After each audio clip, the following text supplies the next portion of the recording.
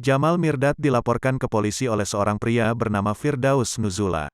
Orang tua Naysila Mirdad itu dilaporkan ke Polda Metro Jaya atas kasus dugaan penipuan dan penggelapan terkait jual-beli rumah di Sawangan, Depok, Jawa Barat. Hal itu dikonfirmasi langsung oleh Kabid Humas Polda Metro Jaya Kombes Pol E. Zulpan.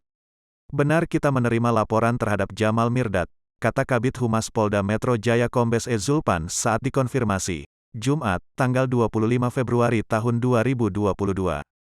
Dalam laporannya, Firdaus juga menyertakan sejumlah bukti kuat berupa PJB, pengikatan jual beli, kwitansi pembelian, serta mutasi rekening. Lebih lanjut, Zulpan menjelaskan permasalahan yang terjadi antara keduanya diduga karena terlibat dalam jual beli rumah milik sang aktor seluas 150 meter persegi. Pelapor selaku korban menerangkan bahwa pelapor membeli rumah milik terlapor dengan luas 150 meter persegi seharga Rp490 juta, ucapnya.